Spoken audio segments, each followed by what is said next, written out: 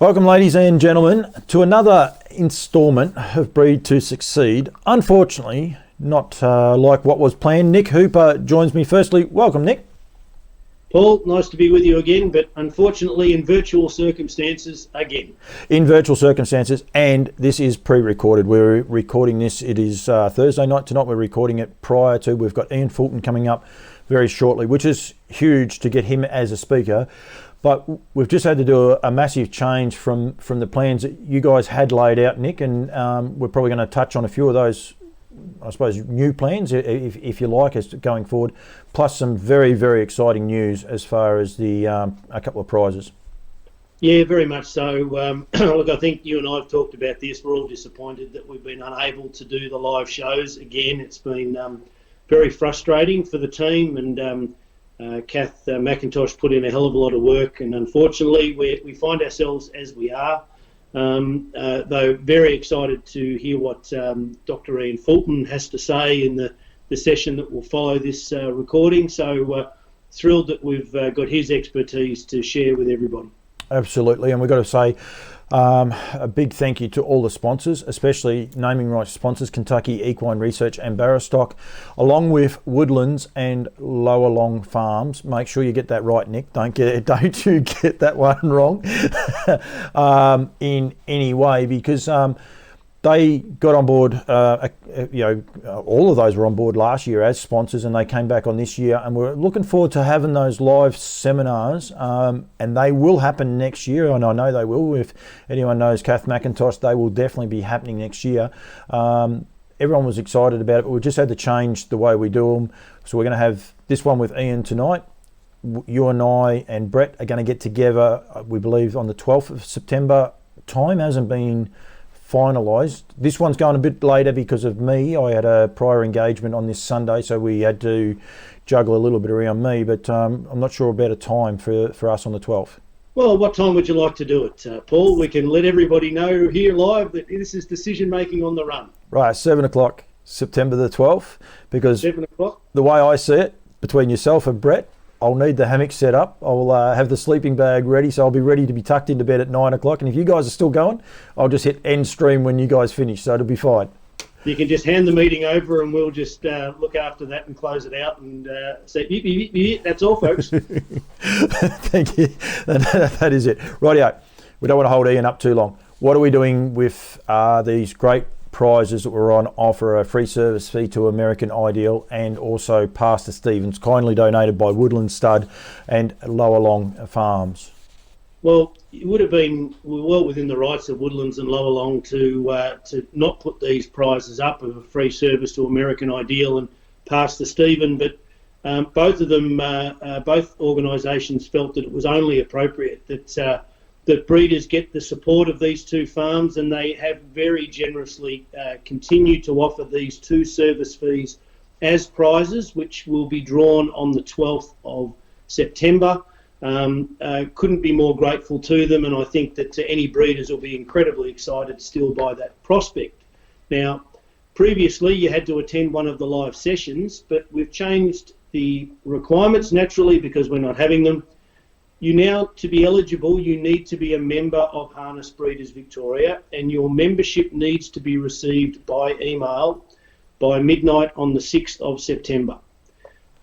If you're after that, you're going to miss out. Don't post it. You've got to email it, contact@hbv.org.au, and you can go via the website as well, but don't post it. You've got to email it because Desiree will have no time to process it, plus Australia Post, I think I'm still getting Christmas presents from last year. They're that slow. So if you're a full member, you will go into the draw. All full members will go into the draw, and we will draw it out live on the 12th, and we'll get two lucky winners.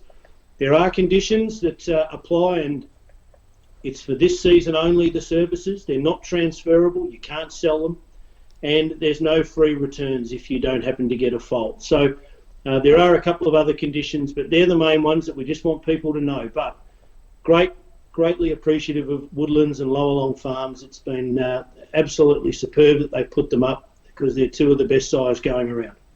Yeah, Huge couple of things there. 6th of September, midnight. So obviously with the emails, everyone says, well, they're time stamped. So it's midnight Victorian Standard Time. I know there's no such thing as Victorian Standard Time, but I'll just make it up. Dan Andrews he'll be happy with that.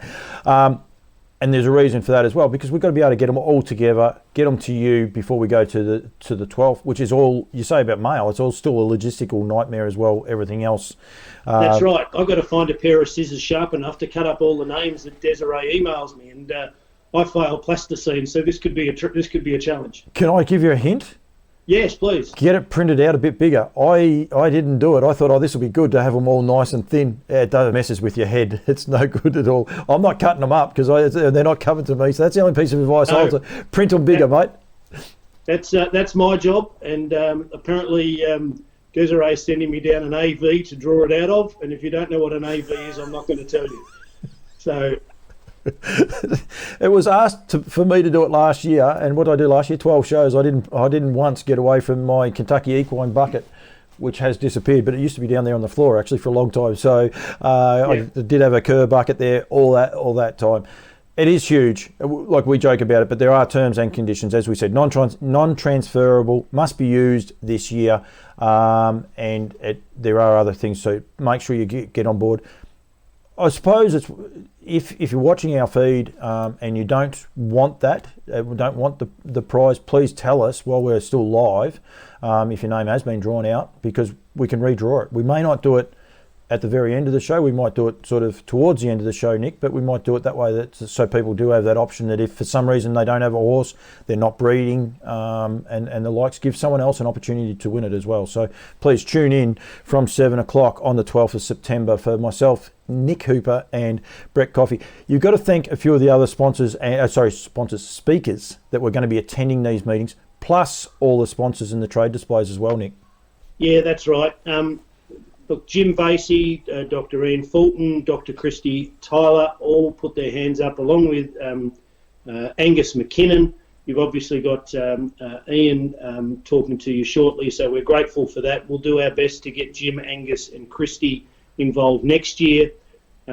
World-class vets. We're very lucky here in Victoria to have the quality of veterinary skill that we do, and grateful that they gave up their time or intended to join us. So thank you so much to them. You are appreciated, and look forward to hopefully talking to you next year. So, but also, yes, the sponsors, the trade displays, a long list, and I'm sure you've got a graphic there somewhere that can be inserted somewhere into this, but a long list of well-known brands, and so thank you to all of them. Unfortunately, it hasn't gone ahead. Hopefully, we've given you some brand recognition as part of these sessions, and hopefully we can get it up and running next year, and look forward to all of those companies' support next year when we finally get the ability to spend time physically with each other. Absolutely, you did a great job. I just got all the sponsors up there just then, right at the end for me. But yeah, Lower Long Farm, Woodland Stud, Kentucky Equine, Mini Tube, Alabar, International Animal Health, Mitavite and Hygain, both the same company but two different brands there. Ranlab, APG, Empire, Nutrient Equine, The Barn, Barristock, Victorian Harness Racing Club, Harasti Trotters, and I think there was a couple more that aren't on that banner as well. We've got to say a huge thank you to those. VSTA was one. I think sorry, that's the one. Was going to come on. Emmy Mazzetti will tell me off. I keep getting it wrong, and Robbie Orr, but they'll be ready to get me. But it is the not the VSTA. Yeah, so the VSTA as well. The VSTA we're going to come on board as well, and the VHRC. Yeah, we had everyone. Anyone who was anyone wanted to be part of it, which is great. We have way too many anagrams and all the rest. The VSTA, they've got a great raffle that they were going to have launched at Ballarat. So there's plenty going on, that's for sure. Nick, I'm going to go to the interview with Ian, because you and I can wax lyrical all night.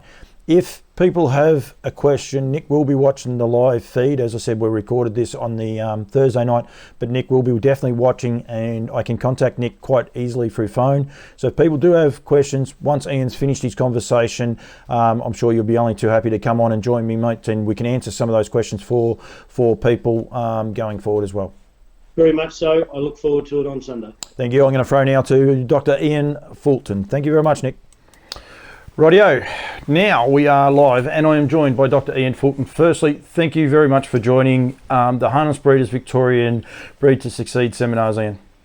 No problem, Paul. Good to be here. And I apologise for having to sit there and listen to myself and Nick do a 2-minute intro that took 10 minutes, but that is exactly how myself and Nick roll, unfortunately, for a lot of people, or some people seem to like the way we go, but it is good. We've got some good regulars already on .g, thank you very much, and also Nellie Melba.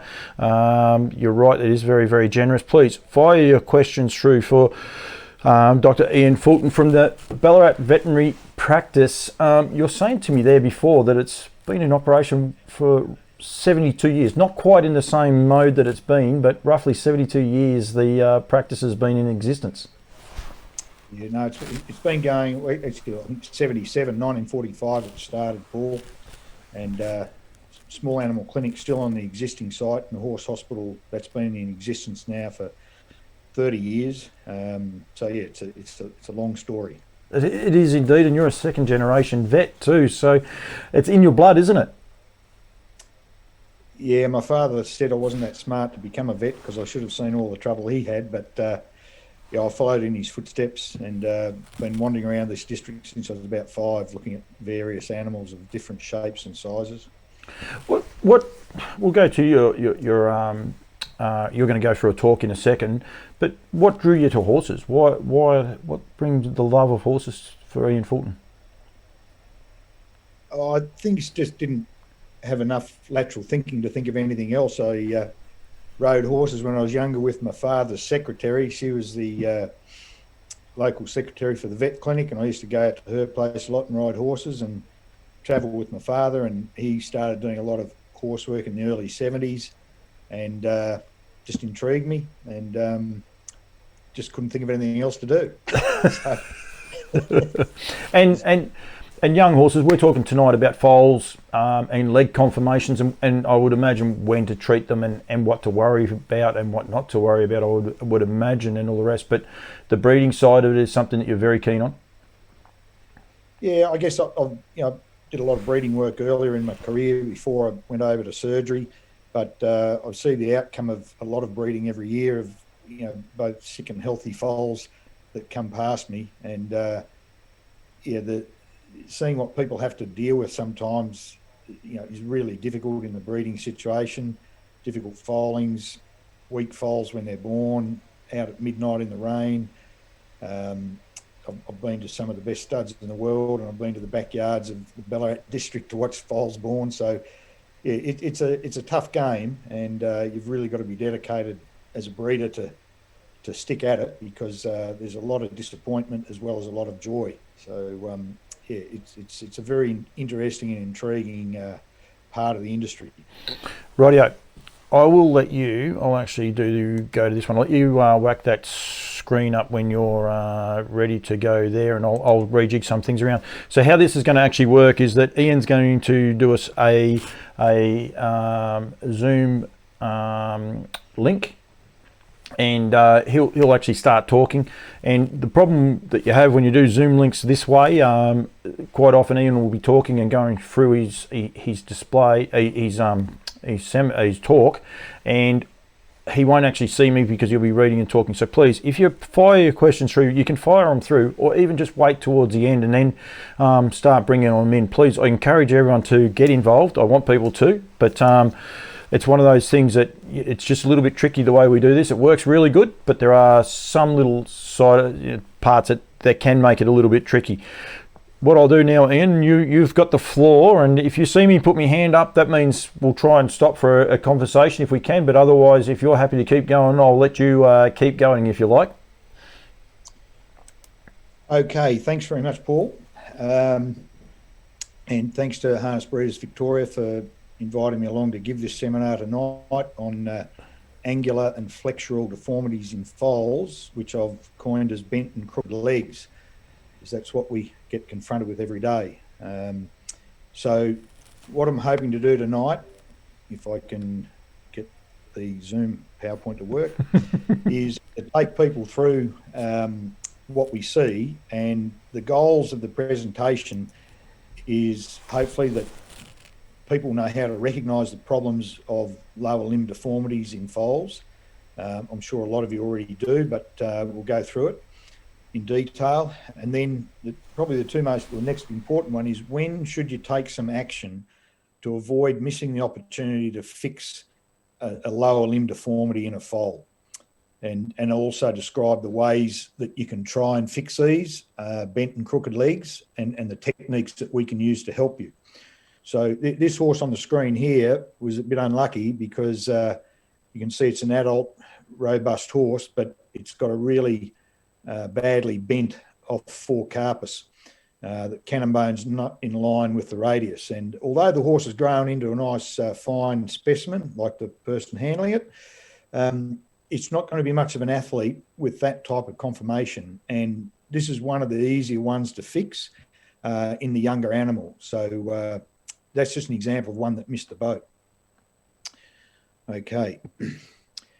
So the main reason why we want to avoid bent and crooked legs is to not get into the lameness issues that we see in some of the athletic horses. We see a lot of lameness in horses that have got perfect or near perfect conformation. So the minute you go into poor conformation, your lameness cases just get worse and higher in number. So bent legs lead to poor conformation, and that leads to lameness. Not every time, but a lot of the cases, especially in the athletes. And some of them we can help a lot, and others we can't. Straight hocks on the right-hand side of your screen is a rear end of a quarter horse, but the hock conformation there is almost dead straight, and that horse is not going to be a good athlete. If you see a standardbred or a thoroughbred with that conformation, they're high risk for suspensory ligament disease, and I can't fix that no matter how early I see the foal. Whereas over here on the left, this yearling Clydesdale that they forgot about, this knee could have been easily fixed at a younger age and ended up with two straight legs. Same thing here in the middle is a yearling with a club foot, and this is not a particularly severe one, and if addressed a lot earlier, could have ended up looking like the other foot. So we want to avoid them, so we avoid lameness, and we need to know when to step in. So there's lots of different ways that a leg can become bent and crooked, and they're not all made the same. So you can have a bone problem, which on the left-hand side of the screen is a fetlock in a foal with what we call a varus, or an inward deviation of the pastern and fetlock joint, and that is related to abnormal bone growth. In this crooked leg, we've got tendons that are not strong enough at this age group, and so the fetlock's dropping right down the bottom. So that's a tendon issue. And here on this one, this foal can't straighten those legs any more than that. It's not a bad effort that it can actually stand and drink. And that's to do with both tendon and ligament contracture. And this one's got a combination. So the off front leg has got a mild inward deviation of the knee, and the near front, which is quite a marked deviation, that's due to a rupture of the medial collateral ligament. So this one actually can be straightened if you pick the leg up off the ground. So you've got to be able to nut out, is it bone, tendon, ligament, or a combination, because otherwise you might get the treatment wrong. So why do these bent and crooked legs occur? A lot of foals can be born with the problem, and those we call congenital. And some can develop over the first few weeks or even months after birth, and we'll call those developmental. Now, some of the foals that come out with horrible legs the minute they hit the ground, it can be associated with poor positioning in the uterus, but many of them are inherited. And I guess as breeders, that's the thing that you've got to look out for, that the mare is a greater influence than the stallion on the final conformation. And so it's always tricky if you've got a really severely, poorly conformed mare. There's a fair chance that her offspring are going to carry some of those genes, and you'll be dealing with that problem as you go along. So selection in the breeding barn is important, but we all know that there's some really good horses, even with poor conformation, have won a lot of big races, and so they need to be bred from. So then we have to deal with them before they become worse. Also in the newborns, especially in the weanlings, if they're being overfed with a really high protein, high energy diet, those horses can also develop growth plate issues and angular deformities that can be even more difficult to deal with. So the breeders will be no doubt aware of that overfeeding foals, trying to get the biggest, strongest foal, does have its downsides. So what I've done here is sort of going to try and talk to you about when to worry and when to call the vet. So the first thing, when the foal's born, you should evaluate the conformation as soon as possible after birth. Some of the slides that you'll see, the conformation's so terrible that you don't have to look very hard, but others are more subtle. But if you have a really good look at birth and then make a date for 2 weeks later to have a serious look and take some pictures and videos if you've got some concerns.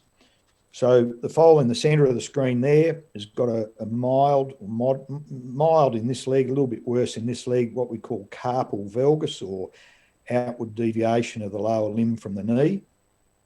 And that's pretty obvious. It's a newborn foal, or not very far off birth.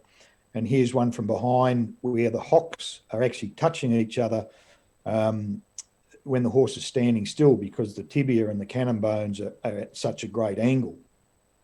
So you have a look at those, and both of those horses, it's easy to see they've got a conformational problem, a lower leg bent or crooked, and you need to say, right, how long am I going to wait for this to get better, or do I need to take action? Sometimes they look pretty good at the walk, at the standing still, but that's why we take videos, or we spend a lot of time looking at these horses walking back and forth, because it can, oops, sorry, something's gone wrong there, but we'll get it back. If this video will play.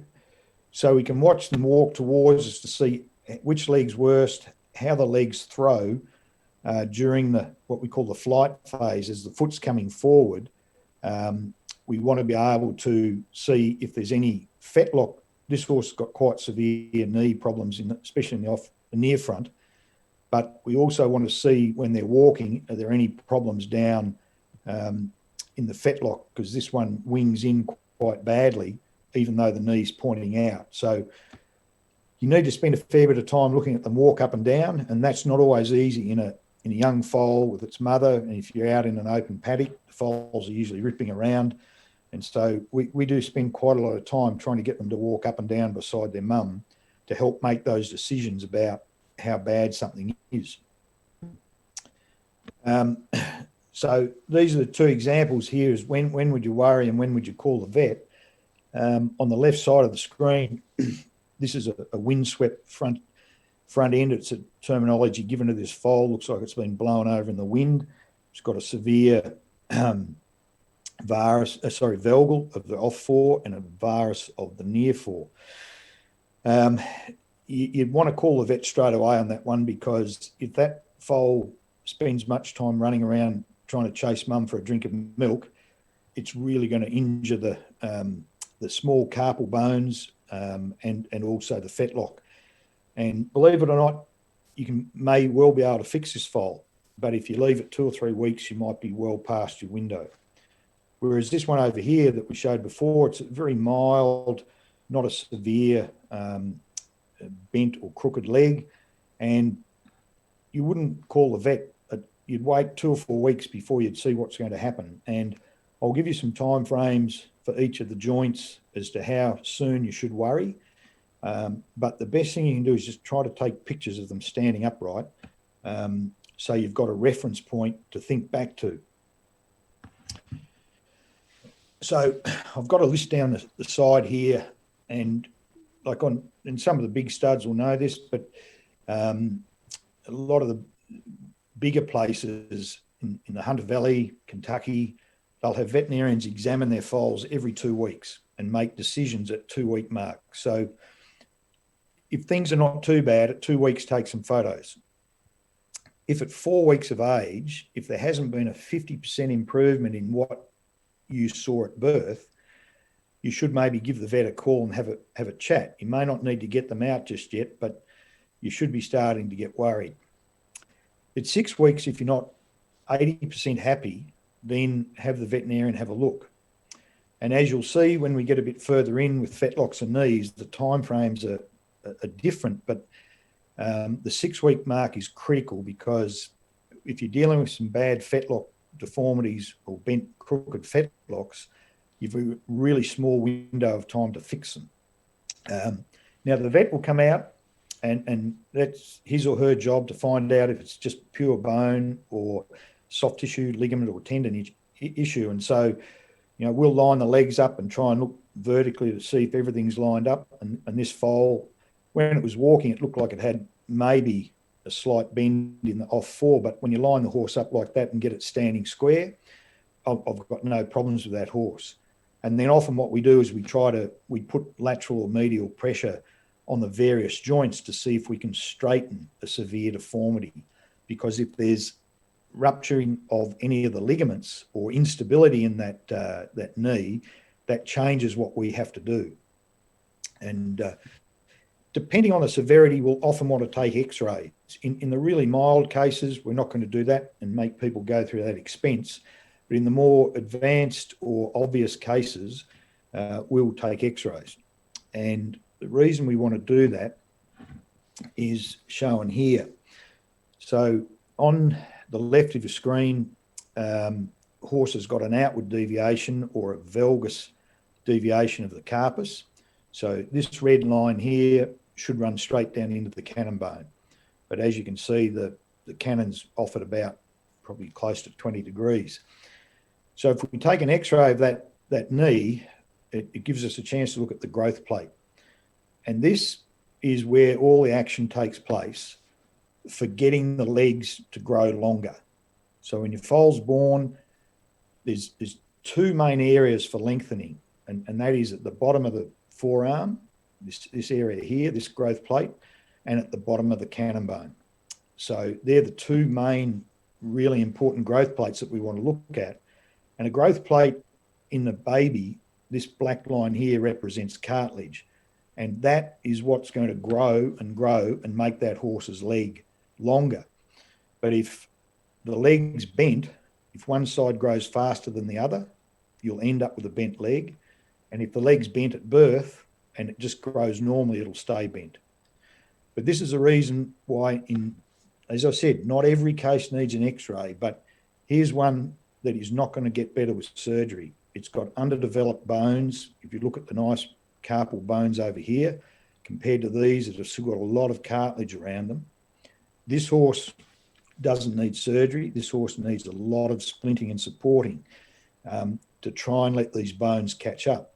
This is a premature foal that's been born, and if you don't splint that leg, pretty much you'll crush all of these bones and you'll never get an athlete. So even though x-rays cost money, there are a number of cases where it's really important to find out what's happening at the growth plate and that all the other bones are in normal structure. Okay, so what ways can we help straighten these crooked and bent legs? And we lump them into conservative or medical or surgical approaches. And so in the mild cases, confining them to stop them running around a paddock. If I just jump back to this foal for a moment, if this is out in a 50-acre paddock with the mare running around chasing her, this is going to put a lot of stress on this carpal joint here, and it won't help matters at all. So in these mild to moderate cases, just confine them to a small day yard, or if they're severe, into a box straight away. So you're not going to injure the joints that are badly bent. You can use hoof trimming and glue-on shoes as the next approach to try and keep things a little bit straighter. And I've got some examples of this coming up. Some horses will need splints, those that have got angular deformities associated with loose tendons or with ruptured collateral ligaments. They need various splints put on them. And then we go into the surgical techniques of periosteal strips, and we'll talk about that in a bit further, and then growth plate bridges, where we limit the growth on one side of the growth plate. In some horses, we need to cut tendons or cut ligaments to allow things to straighten. And in some cases, we need to loosen the tendons, and in others, we need to tighten them. So depending on what degree of bent or crooked bits are there, there's different techniques for that, and we'll show some examples. So here's a foal with a bent fetlock we showed earlier. You can see that the cannon bone nice and straight down here and then angles off inwardly. And then simply by putting a glue-on shoe with a really wide outside edge to it, what's happening in this foal is that the outside undersurface of the hoof will want to wear away because it's in contact with the ground all the time, and that'll make the angular deviation worse. So if we can get this glue-on cup onto it with the big support out here, you can make an instant difference to the support of the fetlock. The leg's still not perfectly straight by any stretch of the imagination, but it takes all the pressure off this growth plate and may allow it to catch up without having to do anything else. So trimming and glue-on shoes, these are good. They can be frustrating. They can be difficult to get on in the standing foal. Sometimes you need sedatives. In bad foals, you'll need a little mini general anaesthetic. But then if you don't confine them and they run around the paddock, they can rip them off. So they can be a frustrating but beneficial way of, in some cases, of getting things started. In some horses, you're going to need some custom-made glue-on shoes. In these horses with the really lax or loose tendons down the back, the fetlocks are almost on the ground. In this one, we've got a custom-made that's only this short. This one, I think, is probably a bit dangerous. It's doing the job. It's lifted the leg off the ground, but the back leg can catch this pretty easily. So you have to be a bit cautious about how far out the back this support is. But without it, you end up with the fetlock on the ground getting rub sores. And so we always want to protect that area with some bandaging. And again, many of these foals, it's quite amazing. I'm sure some of you have seen them. They're born like this. They're walking around on their bumpers, and within 2 to 5 days, they're 80% better. And then within a week or so, they're 100%. And so, but there are times when you'll need to protect them. They don't all need the shoes, but they will need some protection and some confinement, because if they run around in the paddock with this, you're going to end up with some really major bone disease later on in life. And we've lost the video again. There we go, we're back. Splinting and bandaging. The horse on the left had a fetlock contraction from tendon contraction, so we've put splints down the front here to stretch the toes out. This one had a carpal flexion problem where under sedation and heavy sedation, we're able to stretch the legs to being almost straight, and then we've applied these really big splints up the front. And the thing to note here is the massive amount of padding. These foals get pressure sores really easily. Put little bends in the poly pipe down the front so that it goes the shape of the pastern. But these splints will need to be changed probably every 2 days. And sometimes you need to sedate the foal or even give them enough sedative to lie them down. But sometimes just splinting like this, and you've got to put them on really tight over the space of 5 to 10 days, you can see significant advancement in the straightening of the legs. So the surgical side of things, when our conservative approaches haven't worked, can start off in a fairly relatively straightforward surgery that can be done on the farms. We still have people bring them to our hospital in some cases, but a lot of people get these done on the farms. And for a carpal bend like this, the site of surgery is just above the growth plate, which is here. and you make a long cut in the periosteum, which is the skin around the bone, and you reflect that back. And there's a lot of controversy as to how this works, and there's also lots of controversy as to whether it does anything at all. In some recent studies, they've shown that some foals that are left alone can straighten just as well with surgery as without. And so a lot of the time, some of these horses are getting operated because they want to make sure they're going to be straight for the sales, and it's a pretty non-invasive surgery. And so a lot of people might jump in a bit early, but with knees, you can be patient. And so the periosteal strip is designed to accelerate the growth. So you make the cut on the outside here to try and speed up the growth on the outside half of the leg, which will help swing the leg back under the horse. So that's the growth acceleration technique. And then the growth retardation technique's done on the other side. And there's two techniques that are used for that. Two screws. One, this is the growth plate across here. And we want to limit the growth on this side, so we'll put a screw below it and above it, and we'll link them with a really strong piece of wire. So as this growth plate continues to expand, this side will expand a lot quicker, and it'll push the cannon bone back under the leg. Now, this is a technique that's been used for probably 40 years, and you can get a lot of blemishes. You've got a lot of hardware in there, and you can get quite big swellings. It can look a bit ugly on the yearlings.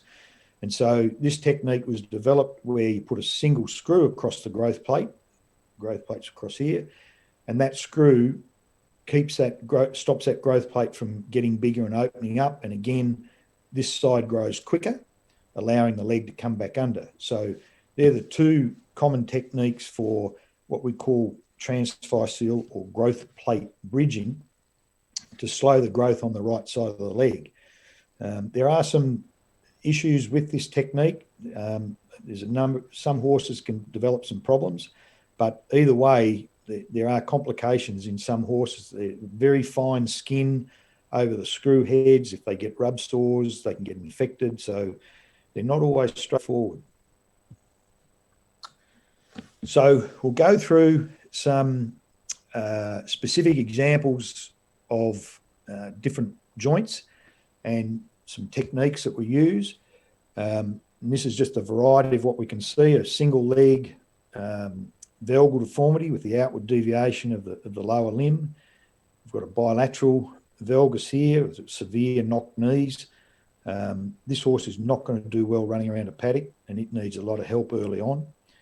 This horse was forgotten about, and so it's got a bowed or a varus deformity of the carpus with the cannon bones heading inwards. So it's well past being able to have anything done, and you can imagine that's not an athlete in most people's minds. That's not going to be able to be a competitive high-speed athlete. And then this poor sucker's got one of each. He's got a severe varus and a severe valgus. And again, these are the ones you have to step in early to help before they do damage to the bones that makes them unacceptable for an athlete later on. So knees are the good ones. You're allowed to be patient unless they're one of those really severe angulations. You've got at least 6 months before the growth plate stops rapidly expanding. So in the first 6 months, the growth plate has a lot of ability to straighten a leg. And so early on, you might just need to restrict their activity to a box initially, and then maybe a day yard. And over a period of time, have a look and see how they go. 0 to 6 weeks, you might trim the hoof, you might use some glue-on shoes. And 6 to 12 weeks, you might consider periosteal strips in some cases. And 12 to 16 weeks, if things are not looking good and the vets come out and they're concerned that you're going to struggle to get it to straighten, you might put a bridge, a growth plate bridge across at that time. We've done growth plate bridges out to 12 months of age, and we've had some success in those later horses, but the longer you wait, the less chance you've got of getting a good outcome. But you certainly have a lot of time to wait for knees to come good, as long as they're not severe. It's a lot different in people. As you all know, we don't mature until we're sort of 18 years of age. So if you've got angular deformities, limb deformities in young children, they never look at doing surgery up until maybe 12, 15 years of age, because most of them come good with various splints or physiotherapy. So horses are a lot different. We've got a small time frame, but the knees, you don't have to panic. You've got a little bit of time. And the one thing to remember is that we do have to take the implants out. If we've done a growth plate bridge, if we don't take those screws and wires out, the leg will keep growing and end up bending the other way. So once the screws are in, you can't forget about it. They've got to come out at some point, and that's usually between 30 and 90 days. So here's an example of a quite severely bent knee. This one's bent because of some damage that's occurred on the outside of the top of the splint bone and some deformity of the way the bones have been formed. This is a twin foal. And so we put a transfascial screw in this horse, and you can see that there's been significant straightening of that leg.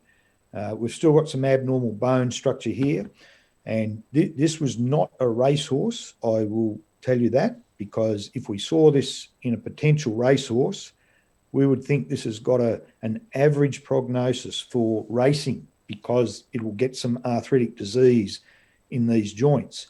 But this was designed to be a pleasure horse, and with a single transfascial screw, over a 60-day period, we're able to straighten that leg very effectively. And then this is the other technique. If you weren't able to employ that single screw technique, you can do the two screws and the single wire to bridge the plate here and let it grow on the other side. So it's a really effective technique, but it's not cheap, and there's a lot of involvement in both veterinary and nursing of these foals after they've been done. Now, the bent fetlocks, they're the complete opposite. You can have no patience with your bent fetlocks. You've only got between 8 and 12 weeks before the growth plate at the bottom of the cannon bone almost closes and has limited ability to lengthen and straighten the leg for you. So if you see your newborn foal, and in the first few days you see a fetlock like this, don't think, oh, well, we'll see how it goes, and we'll just check it out as we go along. You watch that really, really carefully. For the first 6 weeks, you can try some hoof trimming and some glue-on shoes that we spoke about earlier. This foal, they've used Equinox just as a glue-on addition to the outside to just lift up that outside hoof wall and try and straighten the horse up. So you can do all that in the first 6 weeks. 6 to 8 weeks, you'll be doing your periosteal strips early if they're mild cases, to do a periosteal strip. But the decision to do a bridge has to be in between the 8 to 12 week period. After that, it gets really, really difficult. And so these are the ones that you can't be patient with, and you have to watch really carefully. Watch them when they're walking from behind, especially I see standardbreds, probably maybe more than thoroughbreds, but that come to me as yearlings have got quite severe inward deviations of their pasterns because they haven't sort of looked at them walk away from them when they've been youngsters. So you've got to look at them walk towards you, and often you can't see the deformities of the lower limb unless they're walking away from you. So this is a horse with a varus or an inward deviation of the fetlock. You can see that the line coming down the cannon bone should go straight down the centre of the pastern, but it ends off out here. So this is the pastern central area here. So this is a horse that's had a transfascial screw put in, and it's not perfect just yet. There's still a slight deviation, but it's made a big difference in this horse's degree of angulation. So, but again, I can't say it strongly enough. Do not wait longer than 8 weeks to call the vet if you're worried about a fetlock. So here's some images of the Fetlock bridge. So on this one, it's pretty easy to see if you look carefully. The growth plate's across here, and the growth plate should be about the same level or same alignment as the joint, which you can see here is on an angle. And if you look at the distance from here to here, it's much longer than here to here. So this side's squashed, and that's giving this horse a real bent fetlock. So we put the screw down this side because we want this to keep growing. So we've placed the screw across the growth plate here, and that'll limit its growth. And then this side can keep growing and push that fetlock back under itself to align so it's got a straighter leg.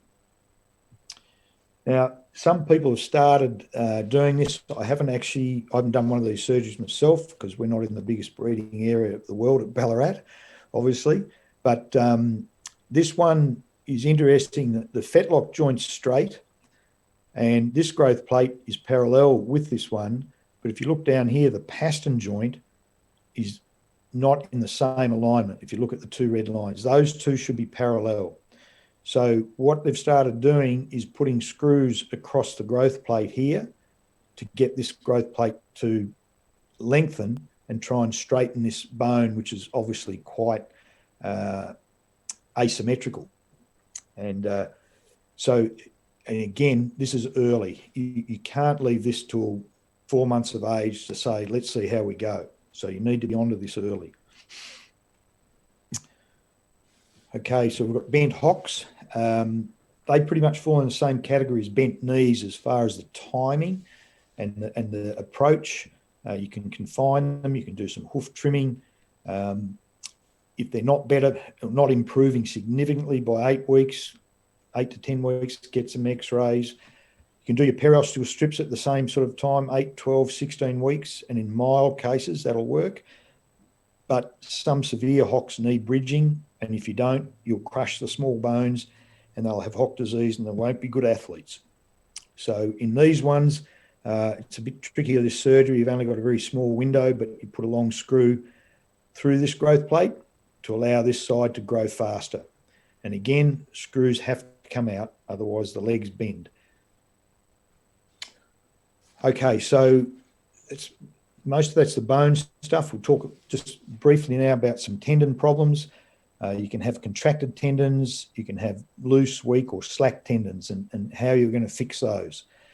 I've already spoken a bit earlier about the splints and the custom-made shoes, support bandages, confine them to a small area so they don't do more damage to their legs running around. All sorts of splints can be used, lots of padding, as I said, and special shoes in some cases.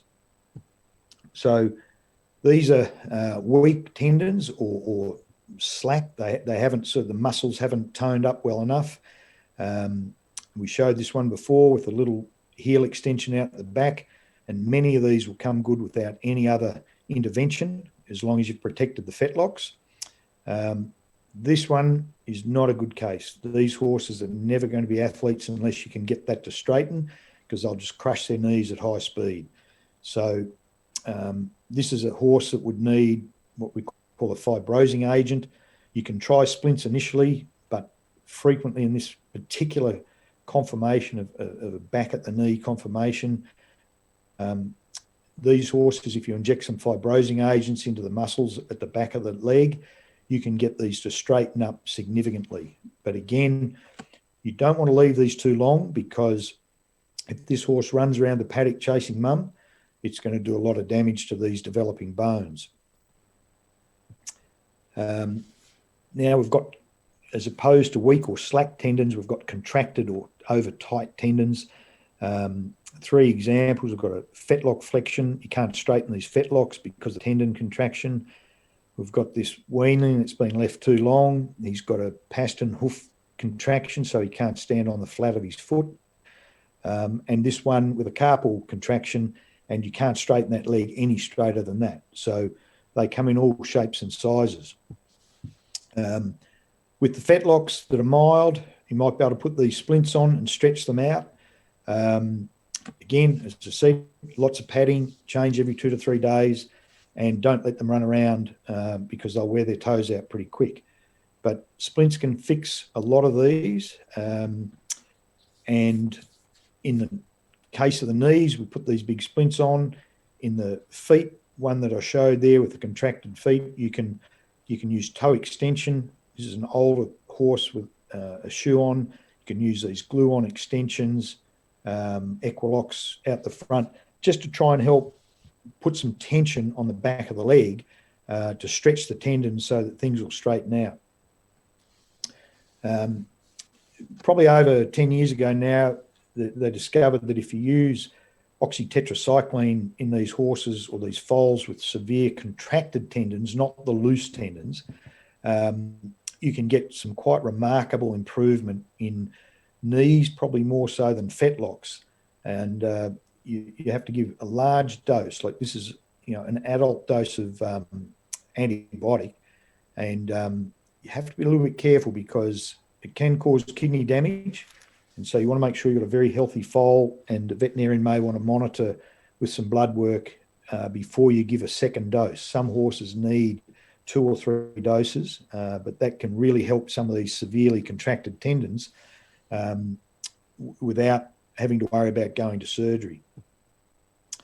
In these type of horses, the one I showed before and this one here, where you cannot bend that leg no matter how hard you try, they will need to have tendons cut at the back of their knee. And you think that's a terrible thing. Well, it is a terrible thing to have to cut tendons, but from a racing perspective, in a study done in Victoria, they are able to show that 67% of horses that had these tendons cut to straighten the legs went on to be athletes.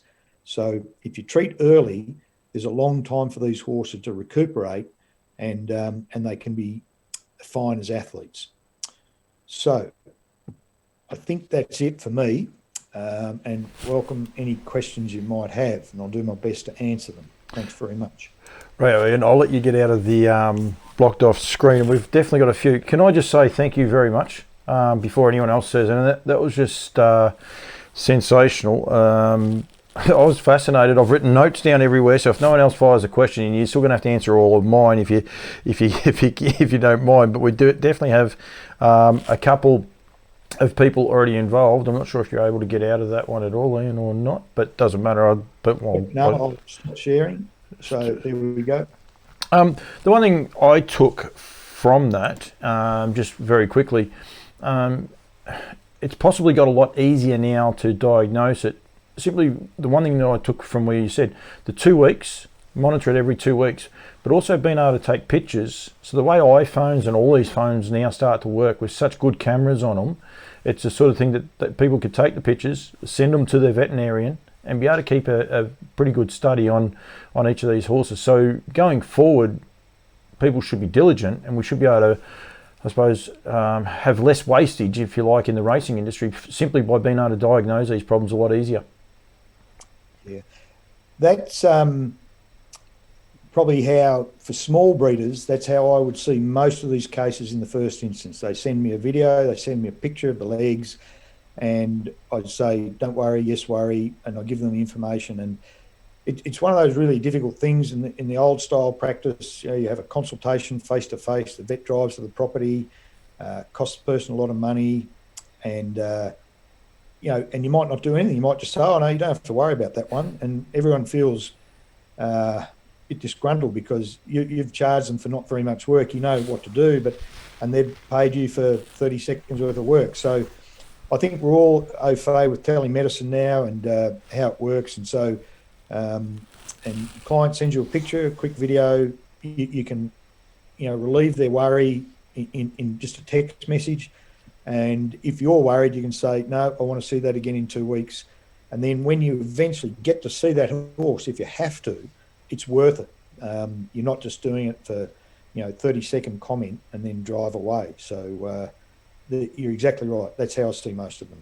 You say there, and I've got some questions, you say there about relieving people's worries. Even if it is a worry and you say get that horse in straight away, you're still relieving people's worries because they know that they should have acted and they can go that way as well. So it is the sort of thing that people should really monitor, and don't be scared to take the photos and send them to their vets, and and go from there. And I would also imagine that it's just an area where the science is growing so quickly. The studies, like you said, because of technology now, you're able to talk to people on the other side of the world via Zoom, and we sort of I suppose make the world a bit smaller, but we learn a lot quicker.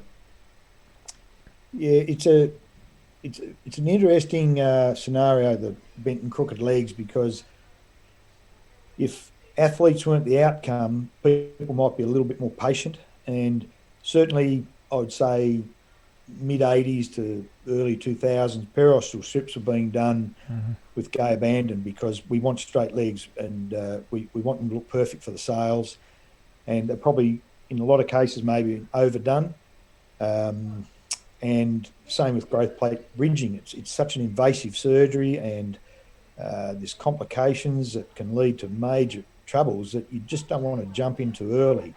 But as long as you've got your veterinarian on board to be monitoring as you go along, that's the best way to go. But probably my biggest disappointment is that over the time I've been involved is the number of fetlocks that we see in yearlings and early 2-year-olds, and they've just got terrible pasterns. They're bent in, and you just know those horses are going to have problems going forward.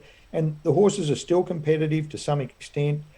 Some go on and win some big races, but their life expectancy in the industry is shorter because they end up with problems. They end up in my bone scan room, they end up on the surgery table. So if you look closely early, then you might avoid a lot of pain later on. And do people miss the pasterns, like because they're in grass, or they just don't seem to see them as much? No, I think it's probably a little bit of both. That, yeah, you're exactly right. If you're looking at them out in the spring pasture, you won't see those legs. And like the big farms where they do this, is because they're big commercial farms, they'll bring all of those foals in and they'll walk them up and front and down, either the barn manager or with the veterinarian every 2 weeks, take their notes, take their pictures, and say, this is what it looked like 2 weeks ago. No, we're going wrong, off to the surgery room, or get a shoe on that one. So it's just having the tenacity to say, I need to look at this on bare ground. You can't get even a knee or a hock deformity and you're in long grass. But one of the pasture and you just need them on good ground to be able to recognise that. Very good. I'm lucky enough to host this. I could talk to you all night about this. The first person, I must say, Ballarat would have been a very long night with Brett Coffey and Nick Hooper following you afterwards, because I think you would have had a heap of questions fired at you. But I'll just start some of the questions. Nick Hooper has asked here, you suggest conformation issues are more likely to come from a mare than a stallion. Is that because the stallions are likely to be better quality individuals and the mares represent the whole herd, or is there a genetic reason? Yeah. Kirsty told my reproductive girl at the clinic, she might answer this question better, but my knowledge is that the mare has about a 60% input under the genetics of the foal from a conformation point of view. So that will be part of it. Nick's not wrong though, because if you take the stallions that are being used as breeding animals and they're the better quality horses, they probably had better conformation, etc., etc. And so that's an external influence that we can't control. But we do know that in many situations, the mare has a greater genetic input into that foal's conformation. That's actually pretty cool. Is there any correlation between the age of a mare and foal deformity, i.e. the older the mare, the more chance of a foal deformity? That's from Jared Maloney.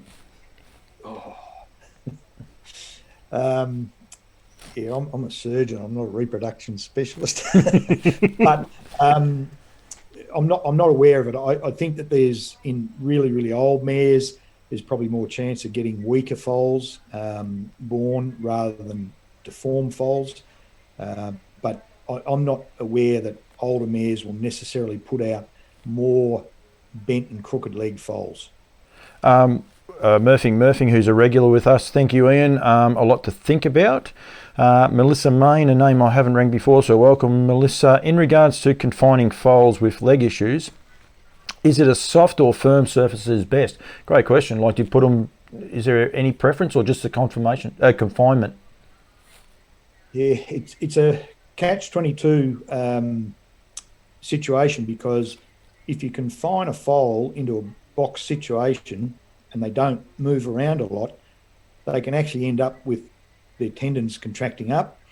If you put them out in the paddock and run around, they can hurt the joints that are bent. So it's a really, it's a good question, and I'm reluctant to lock foals up unless they've got these really severe angular or flexural deformities, so you're protecting them. But I think the best surface is sort of deep sawdust, because it's a good bed for them to lie on. It's great footing for them to get up on. Straw is slippery. If you've ever watched a foal try to get up on a straw bed, it's just horrendous. They slip and slide because of the straw. So I've always, and 30 years ago, access to sawdust wasn't that easy, but it seems to be a lot easier these days for most people to get. And to me, that's the ideal bedding, is 6 to 8 inches of sawdust in a large box, when you do have to confine them to that smaller area. Thank you very much. That's a great answer. G. Is it easy to identify a windswept foal with a more serious problem? Is it easy to identify a windswept foal with a more serious problem? Is it simply monitoring and waiting for strengthening? How long to wait? Can it turn into something more serious? About 5 questions Yep. in there. So that example I gave, which was I think a paint horse that had quite a severe windswept front end, you will get variations in the severity of the windswept nature. So if you leave that paint horse and wait and see if it'll strengthen up, it'll get into a lot of trouble because it's damaging the legs every time it runs around. So again, it's just sort of, you've got to use your judgment. If it's a mild deformity, mild bent leg, give it some time. But if it's severe, like that paint horse, which was nearly at sort of 50 degrees, you need to do something straight away, because you'll the bones in those sort of horses that are windswept, they're soft, they're not fully formed, and if they run around a lot, they'll just crush them and you'll get horrible arthritic changes. And some windswept foals go well, others, no matter what you do, you'll still end up with some really severe arthritis in the joint. And so you've got to make those judgments. There'll be some of these foals, we'd like to think that you can save them all, but some you won't be able to save. But you're better off to look early than to just keep waiting and hoping it's going to strengthen, because if you've not seen a 50% improvement in the first 4 weeks, you need to really start doing something. So that answers that. How long? So 4 weeks. Can it turn into something more serious? You've answered.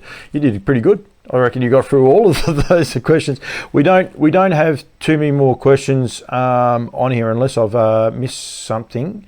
I'm just making sure I haven't, because I do have a bad habit of going a bit too quick over everything that I see and miss one. There's actually one here. Nellie Melba, as always, an informative education session. Thank you very much. And .G says thank you, answered my question. So they're definitely tuning in.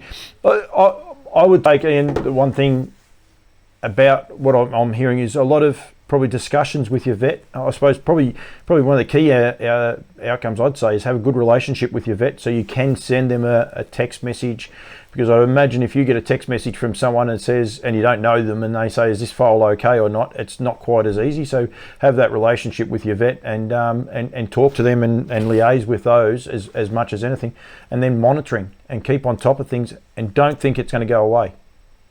That's exactly right. And it's sort of, it changes a lot. Like if you're on a big stud and they've got a regular vet visiting, a reproductive vet that does all the repro work, they know what they're looking at.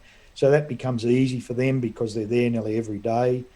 And then, I guess a lot of what I was involved with earlier around this district is the people that foal down 1 or 2 mares a year, and they're sort of uncertain as to what's going on.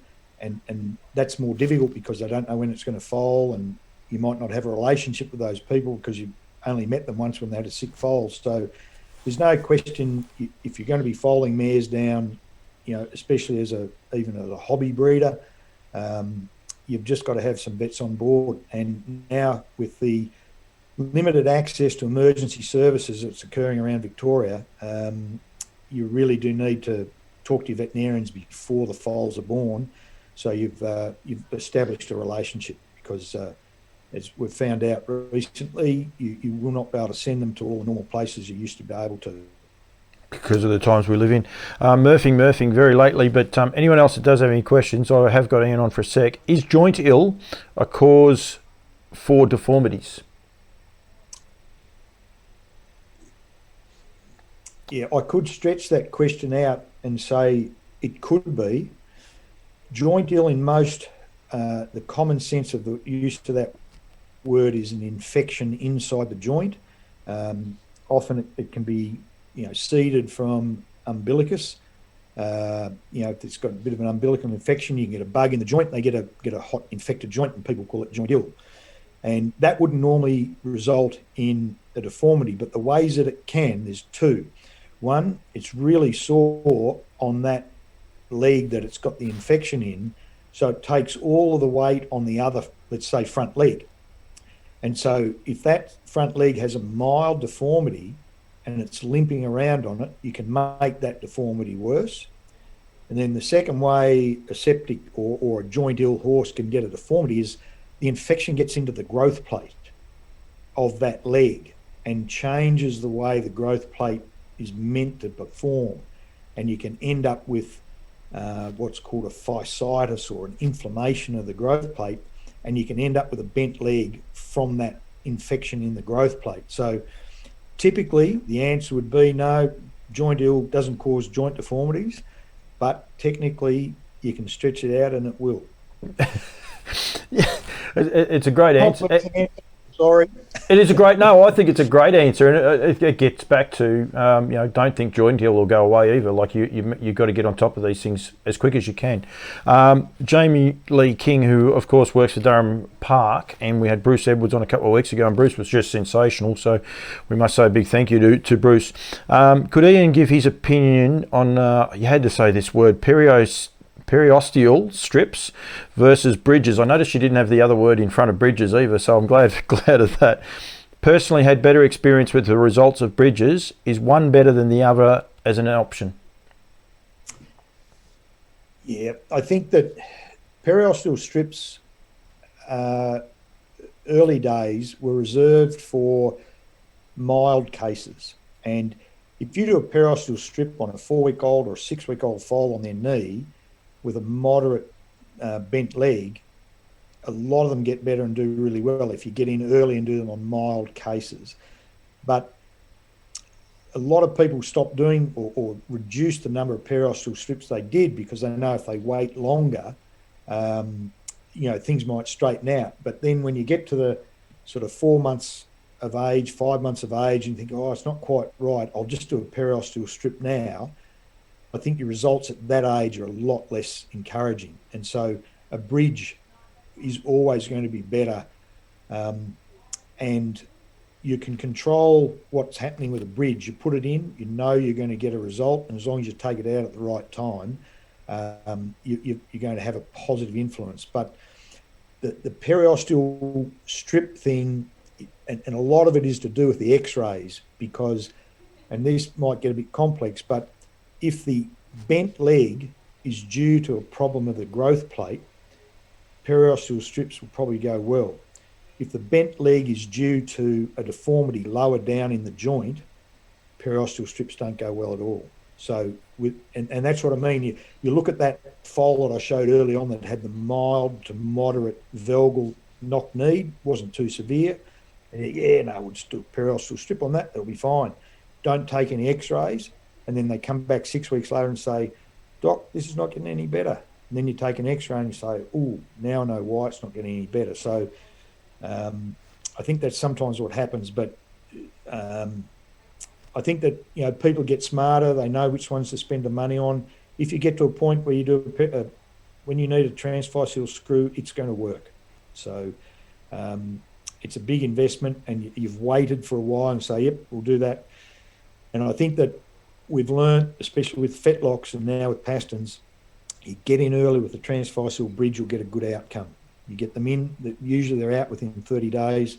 Sometimes you can take the screws out standing. They don't need a general anaesthetic in some cases. But yeah, I think I can understand Jamie Lee's statement there. But periosteal strips are still useful. We would often do a periosteal strip at the same time we do a transfiscal bridge, just to help things out. At the same time? Yep, you do a bridge on one side of the leg to stop it growing, and you do a periosteal strip on the other side to speed it up. Wow. Actually, Jamie, if you are actually still listening, she says they personally had a better experience and results with the bridges is actually what she said. So, yeah, that's one of the things there. Yep. Jared Maloney, this is always a dicey one. Jared asking vets these ones. Costing of... He's written personal strips. I'd say spell checks come in for you there, Jared. Periosteal. I hope this is for this show. Periosteal strip versus a bridge. Is there a huge difference? Yeah, no, there's a big difference. The periosteal strips, people that bring those to us in the hospital, it's $700 for one leg and $900 for two legs. So they're in and out on the day, short general anaesthetic, some skin sutures and a bandage and sent home. And so that's, now people might raise eyebrows at that because you'll get them done on your farm. There'll be some vets that do them on farm. They might only be $500, but realistically for us in the hospital, $700 and $900. And a transfiscal bridge is $2,000 for one and $2,500 for two screws. Like a lot of horses have bilateral or both legs involved. So to put the screws in, $2,000, $2,500. And then if you can take the screw out standing, and that all depends on the nature of the foal and all the rest of it, it's $400 to take it out standing or $1,000 to take it out under a general anaesthetic. So if you did two transfiscal bridges on a horse and you had to take both the screws out under general anaesthesia, you'll get no change out of $3,500. Plus, you'll probably will have had consultation and x-rays before that surgical cost comes to you, and you will have your nursing care at home, the bandages. You'll have to come back for a recheck at 30 days, take some x-rays. That will cost more.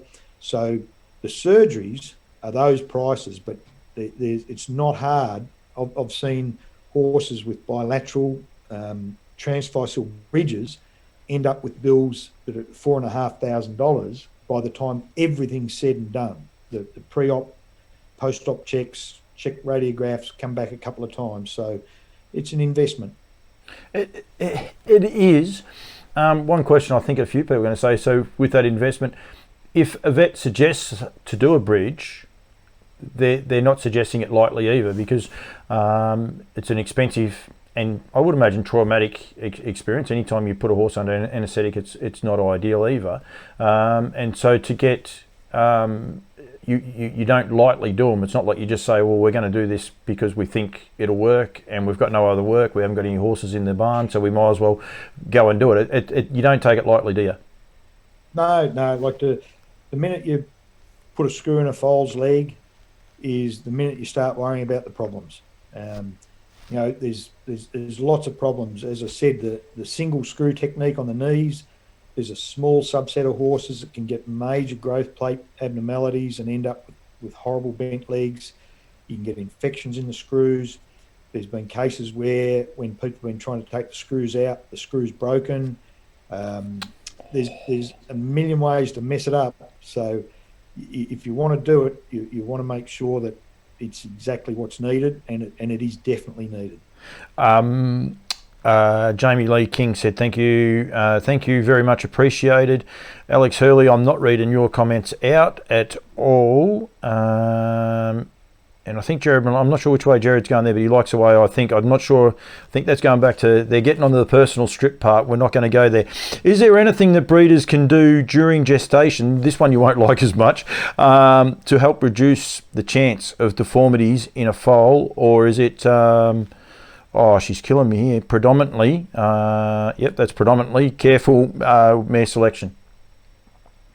Yeah, I think that's the last part of that question is really important. Careful mare selection, select the mares that are well conformed.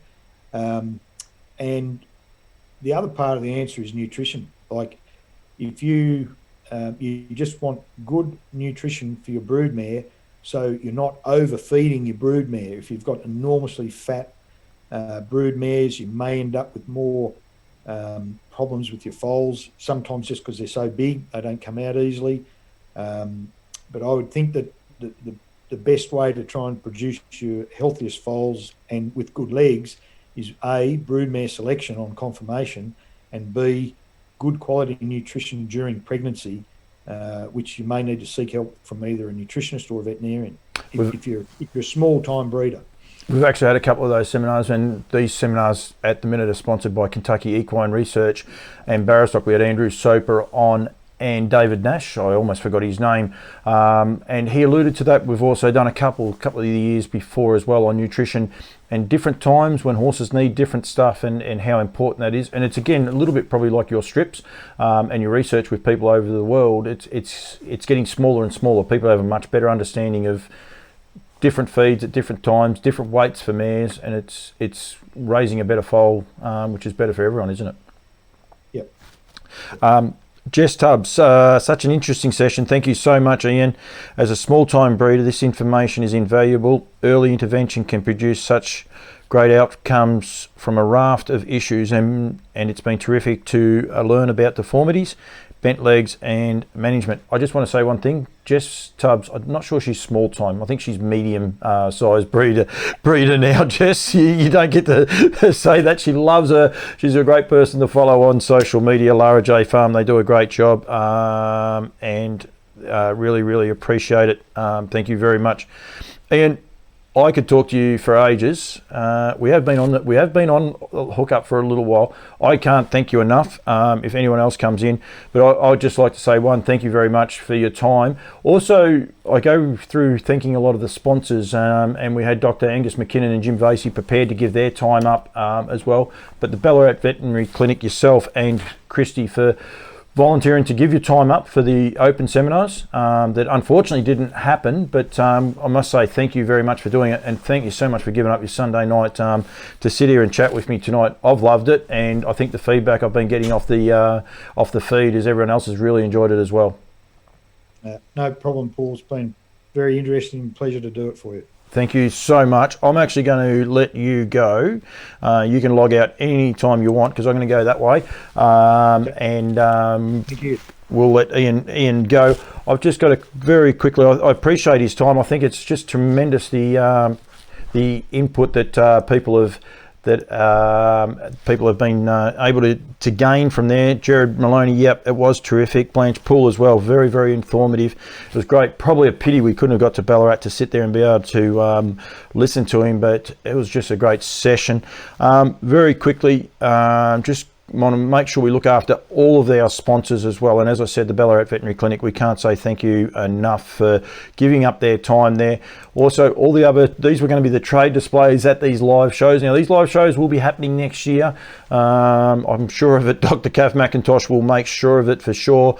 Lower Long Farms, Woodland Stud, Kentucky Equine, Mini Tube, Alabar, International Animal Health Product, Mitavite, High Gain, Nutrient Equine, Empire Stallions, APG, Ranlab, Hirasta Trotters, the Victorian Harness Racing Club, Barrastock, The Barn. We also must thank HRV, and we also they were all going to be trade displays at these live seminars. So unfortunately we didn't get to be there and see these trade displays.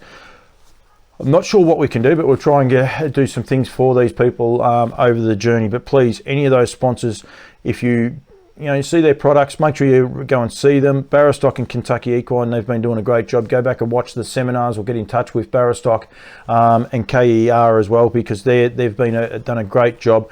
We've also got to give a huge thank you to, we'll go with Lower Long Farms, Dr. Kath McIntosh, firstly, for putting up the service fee for Pastor Stephen You can see him there with the Kentucky Equine and Barrastock as well.